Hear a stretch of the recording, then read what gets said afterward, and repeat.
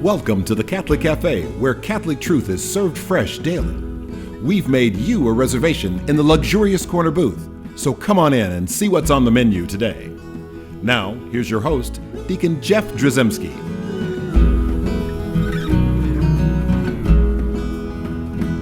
Greetings and welcome to the Catholic Cafe. I'm Deacon Jeff, sitting in the luxurious corner booth of the Catholic Cafe. And sadly, we don't have Venerable Tom Dorian. No. We do have Ziggy Rodriguez. We do! And that's so exciting. I'm so glad you're here. Yeah, it's interesting. We both know, and not a lot of people don't know this about Tom, but he really he loves square dancing to the point where I might call it problematic, you know. So he was really hitting it hard recently, and he actually sprained his lateral do-si-do. So it's like that's a tough thing to get over, especially as we get older. You know, it just doesn't work as well. So we wish him well. He's a little under the weather, and so he will join us again.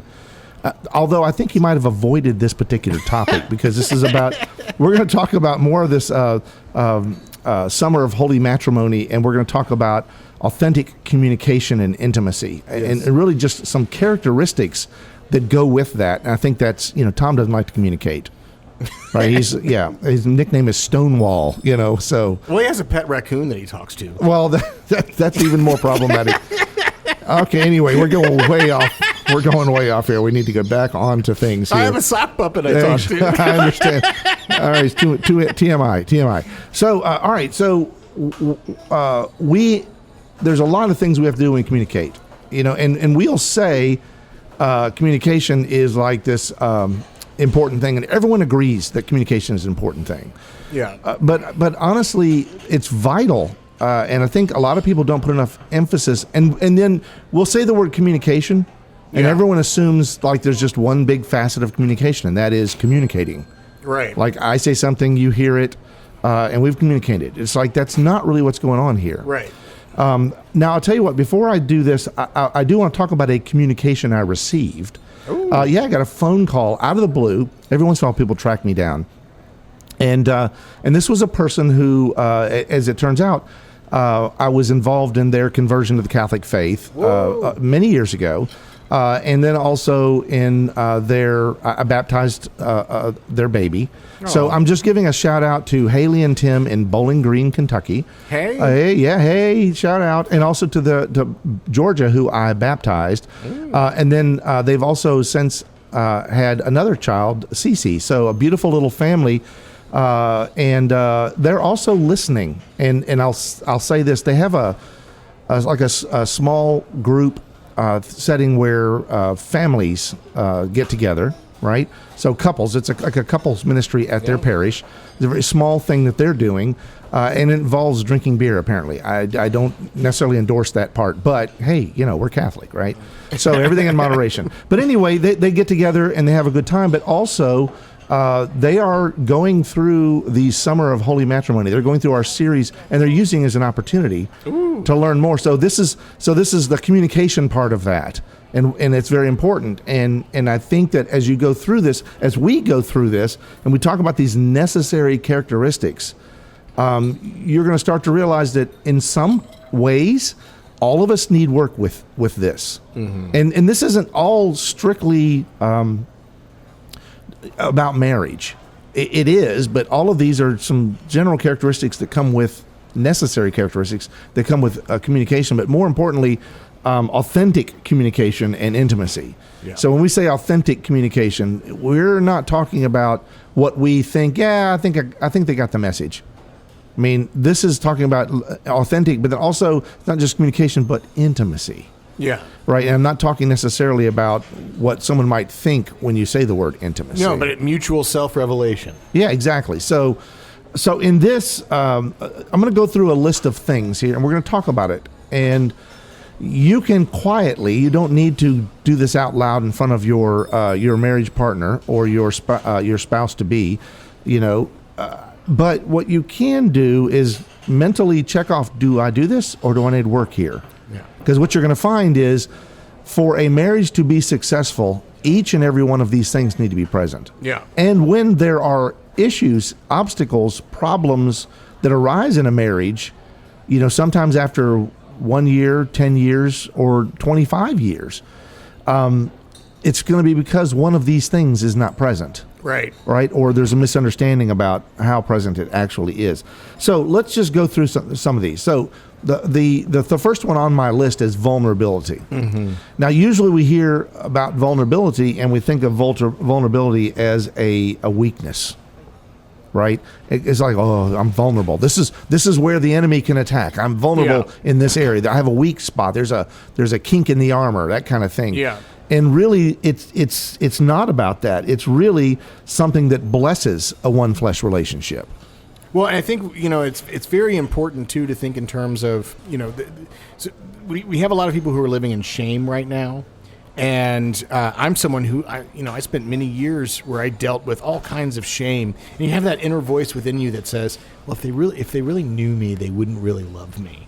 Right, and you feel like you have to hide who you are, right? And like we see the story of Adam and Eve, where what's the first thing they do after the fall? They cover themselves. Yeah. Right before they were naked and they were unashamed, and they, part of that was they were looking upon each other.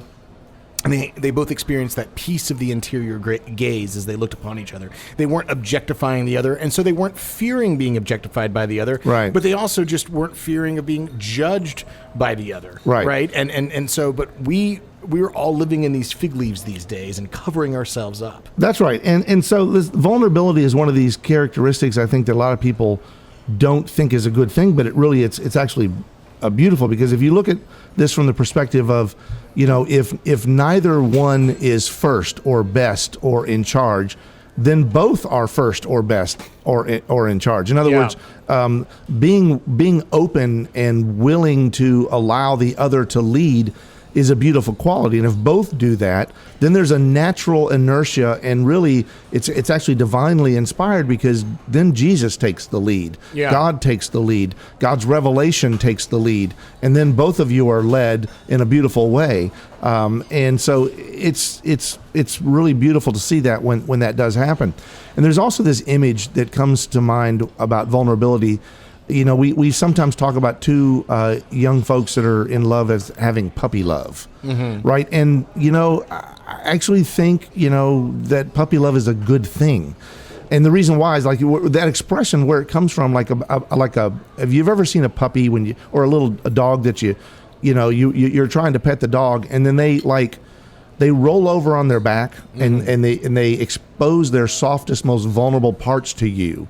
And it's a natural sort of giving in and giving over to you, and so you rub their belly and they love it, and their little leg kicks and all that kind of stuff, and it's a beautiful thing to see. But there is a willingness to allow themselves to be open, because usually in terms of a predatory world, an animal in the animal kingdom is not going to expose their vulnerable parts to you. Right. Their belly and where they are most vulnerable to attack. But they trust you, they love you, and they want to expose that part of themselves to you, right? Plus they're going to get a belly rub out of it, which is nice. But in terms of ourselves, we need to be willing to essentially expose the most vulnerable parts of ourselves to our significant other in marriage, because we are willing to open ourselves in that way, and it's a kind of humility. It's a kind of just a statement that I am yours, and then when it's reciprocated, you are mine. It becomes a beautiful exchange, right? And this is necessary in communication, that vulnerability, not trying to be prideful and win the argument, to always be the one in charge, to always have the right idea or the best idea. Sometimes you have the right idea or the best idea, but to be vulnerable is to be willing to accept the other's good idea, right? There's a lot of that needs to go on. So, and these are all connected, by the way. You'll see one touches the other. This next thing I want to talk about is trust. And everyone will say, yeah, trust is important. But literally, vulnerability is not capable or able to even be expressed if there's not trust. Right. The puppy's not going to, if the puppy doesn't trust you, right, then they're not going to be vulnerable to you. In the same way, there has to be mutual trust, one to the other, in a marriage relationship, right? And so it's like, it's like, so petty jealousies, attempts at control, right? Those actually do damage. Well, there also just needs to be a basic trust that we both are willing each other's good. We both care about the other, and we're both trying to make this work, right? Including during the difficult times. Because if you have a situation where you're like, I don't really know if I can trust that this person is going to love me if I share this part of myself, you're not going to be vulnerable. So, I mean, it goes hand in hand, and you're going to end up feeling very lonely if you lack trust. And similarly, you're going to feel very lonely in your marriage if your spouse doesn't have that trust. And the only way you can really build that trust is to earn that trust. Exactly. And this is why when someone falls, and that tragically happens in relationships, like infidelity or something like that, or even the hint of it, this is how it's really hard to either maintain or get that trust back when it's lost. So that's why avoiding the near occasion of sin, avoiding your weaknesses, and that kind of avoidance, like we call it the near occasion of sin in Catholic speak, but really avoiding those situations, avoiding scandal, things that might look bad, specifically because you're trying to continue to build trust. And when you betray that trust, or take advantage of the other's trust, you lose it, and it can be a very, very devastating thing. And there's a lot of people who might be in radio land who either personally have general trust issues or have a spouse who have general trust issues. And listen, that's something that happens, and it might be a generalized thing. It might not be specific to your spouse. It just might be, I've been hurt a lot, and it's hard to really trust people, and it's hard to really be vulnerable. At that point, I think checking back in with our Lord, especially in the Eucharist, in adoration, and seeking a healing there, because we first have to trust God, and then trust through that trust of His goodness, trust that He has brought me together with my spouse, or with this person who we're on the path to becoming spouses, for example,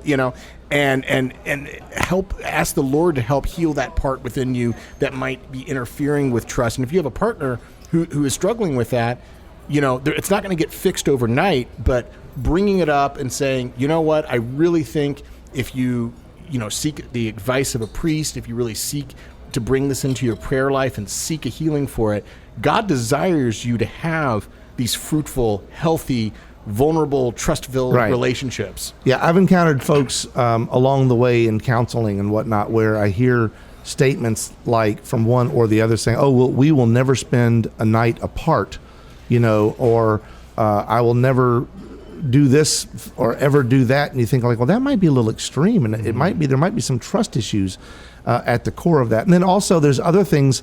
This is one of the reasons why we ask during marriage prep if the couple has a prenuptial agreement, because essentially what that's saying is, I don't trust you. Yeah, I mean, it just reeks of antitrust, and that's a problem. So, vulnerability and trust, and then the next thing I want to talk about is honesty, right? Honesty, essentially truthfulness, and so again, hand in hand, vulnerability, trust.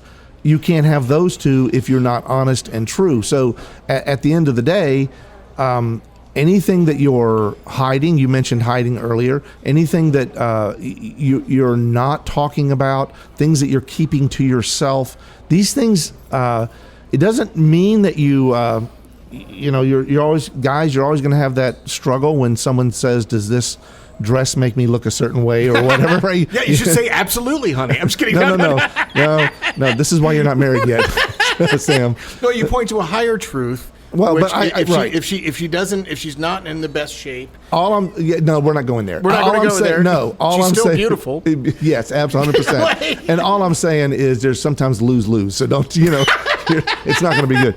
No, but you've got to be honest, and you've got to speak the truth, because if you're not true to the one that you're married to, then you're not true to the one that put the marriage together. Yeah. Right? There's no more lying. Yeah. Right? There can't be hiding and lying and any kind of falsehood. Now, there are varying degrees of falsehood. There are some really bad lies, big lies, or what they used to call white lies, little small lies. I will just say that, the more you lie, the more you speak an untruth or untruths, however small, the easier it is to lie. So we have to be mindful Yeah. of that in life, but essentially honesty with the other person. And it's not your job, by the way, as a spouse, to make sure the other spouse knows that they are the one with the problem. Do you see what I'm saying? Sure. Yeah, which is not necessarily ever the case. It's just that when we say these things, it's not our job to like point out the other's faults. That's not what honesty is about. Well, you brought up the thing about like, does this dress make me look fat? I think things which obviously can be a difficult things for some people to navigate. It's easy to say the wrong thing or say it the wrong way. But if we link it to what we were just talking about, she's being vulnerable, right? And there needs to be a trust between the two of you that you love each other unconditionally. Right. That she is always absolutely beautiful, and that there's nothing regarding that's not going to change, and the more you build that person up in the trust that you are absolutely a stunning, beautiful woman. I am attracted to you, things like that. I'm so thankful for us to be together. Right. I mean, that's ultimately what's really matter, is that she's built up in that security and that trust. That's right. And it's not just her. It goes both ways. I mean, because the guys, not necessarily about looks or whatever, but there are times where, it's like, hey, do you think I was like a jerk in that situation? It's like, oh yeah, you were a jerk. But there's ways to do that in a way that doesn't demean them, that doesn't objectify or lower them, and make it seem like you're the judge in the relationship. And it's like, so it's always about there's honesty, but how we balance that with civility, respect, etc. And when we get things right, I mean, when I mean right, I mean like rightly ordered. Like what you're talking about with like not objectifying your wife or your husband, and reducing them to body parts or how they, falling into what the world might value. These are things that we have to avoid and realize where beauty comes from. But a lot of us want to be vulnerable and say, hey, does this, I might ask my wife, does this shirt too tight? Does it make me look like I need to lose some weight, And there's nice ways to say that, respectful ways to say, hey, maybe this is not the best wardrobe choice, and here's why. And you don't do it in front of other people and all these kind of things. But honesty is there because there's no barriers between us. Yeah. Right. And that's what the honesty and the truthfulness is all about. So vulnerability, trust, honesty, and then the other is openness. So openness, another word for openness is transparency. And it's different than honesty. Openness is like I'm allowing you to see all of me, and I'm not hiding anything from you. And I'm being open with you. I'm telling you how I really feel. Now again, there's always got to be discipline, discernment, respect, human dignity. All these things have to come into play when we're being open with the other, right? Or being vulnerable with the other, and we're trusting or trying to build a relationship of trust, and also through honesty. All those things come into play, but really openness, you can't hide anymore, right? And so like we don't have any more secrets, right? So what are you really feeling? What are you really, you don't want to hide that stuff, because this is why the silent treatment is bad. Don't go to bed angry. And we'll talk about, we have conflict resolution coming up in the next show. But the thing is, at the end of the day, no more secrets, no more secret stashes, unless you have Chex Mix. You're allowed to tuck some away so no one else knows where it is. That's the only exception to this rule. But no more thinking like, well, separate bank accounts, right? Or this is my stuff and that's your stuff, and let's keep those separate. Now, she may have no desire to mess with your golf clubs, and I get that, and that's fine. It doesn't mean that like we share everything. So I bought us some new golf clubs, honey. I bought me a new Corvette so that we can share it and you can ride in it with me. Right.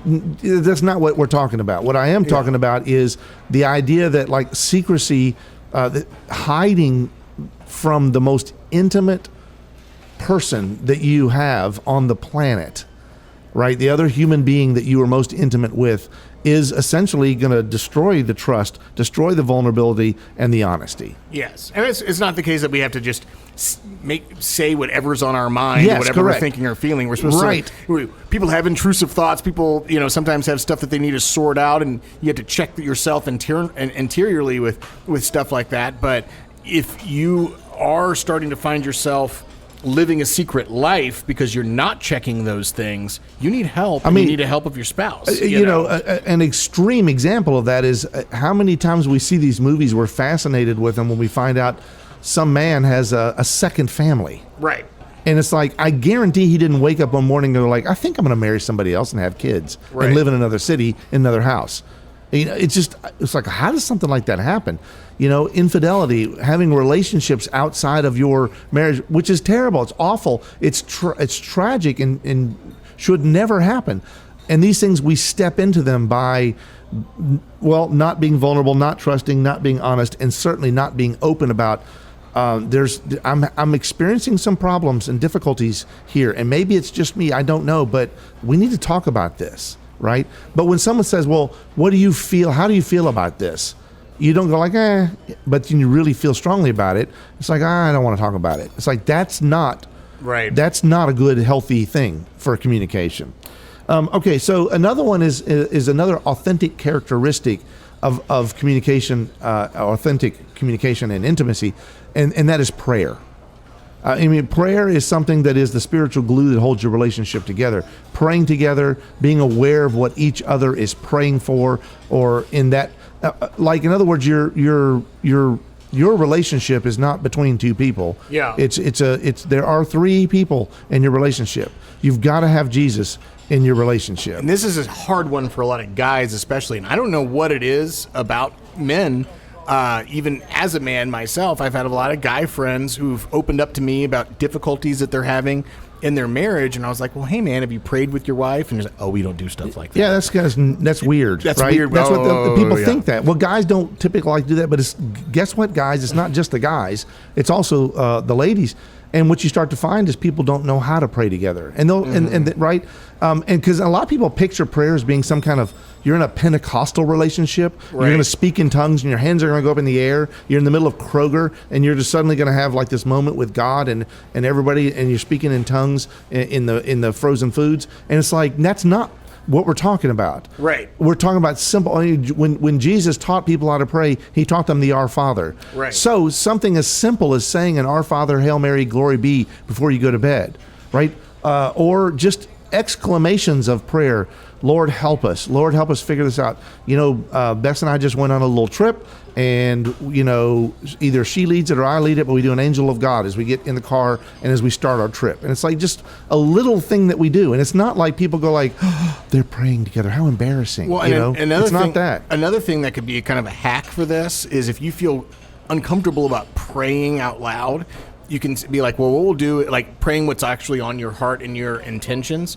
You can say, let's pray a rosary together, and before you do the rosary, do we have any intentions to bring up? Yeah. And then at that point, you're bringing up stuff that we're going to be lifting up in the rosary, but it isn't something where you have to be phrasing it in some way. Right, just simple. We're praying for Uncle Bob. Yeah. We're praying for this big decision we have to make. Right. And then do an Our Father. Yeah. Or do a rosary like you're suggesting. The key here is in terms of vulnerability and openness and honesty with your spouse or spouse-to-be, is say like, hey, can I just say something embarrassing? I don't know how to pray. Right. I don't pray usually. I think I do inside. I think I believe in God. I'm pretty sure I do. And yet I don't really know how to express that outwardly. And I want to be able to do that with you. And I promise you, your spouse or spouse-to-be is going to like, okay, I'm going to let you in on a secret. Me too. Right? Me too. And so then all of a sudden you're on a journey together. Right? So that's a beautiful thing. Now, the other thing I want to talk about, another authentic characteristic of communication is listening. We are so good at talking. There's a reason why God gave us 2 ears and 1 mouth. We are so good at talking, we're not really good at listening. And listening is not just pausing. It's not just stopping for a second and allowing your partner to say something. It's actually trying to consume and count, weigh discern what they're saying. What do they mean? What are they feeling? And it's a window into their soul when you listen. But obviously it's not when you're already thinking about what you're getting ready to say next. So to actively listen, it's an act. It's not something that's passive. Listening is not passive, but it does involve you shutting your mouth and then paying attention, not looking away, not rolling your eyes, not reacting. It's like, let me hear what you have to say. And so listening is a powerful characteristic. And then I do want to bring up the dying to self. We really do have to die to ourselves. That's what we said that marriage is in true love. It's like total gift of self, one to the other. And when we put the other first, when both put the other first, it's a beautiful, beautiful thing, because then God becomes first in the relationship. And there has to be death to self. So get rid of the selfishness and replace it with selflessness, right? That's also required. And then just one last thing, and that is yours, mine, and ours. Be careful with how we use these words. You are one flesh. Everything needs to lean more towards ours. Doesn't mean you can't have your likes and dislikes. Doesn't mean you suddenly have to like onions if you don't like onions because your spouse likes onions. It just means we have to lean more towards the ours. Maybe we need to start focusing on our friends and not my friends and your friends. Anything that's other than ours becomes a wedge and a potential danger to the one flesh relationship, right? It becomes a separation point.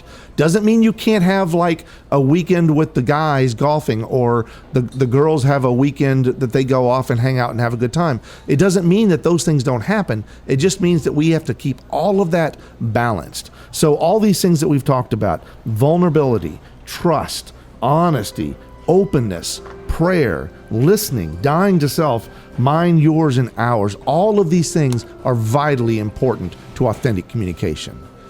Hail Mary, full of grace, the Lord is with thee. Blessed art thou among women, and blessed is the fruit of thy womb, Jesus.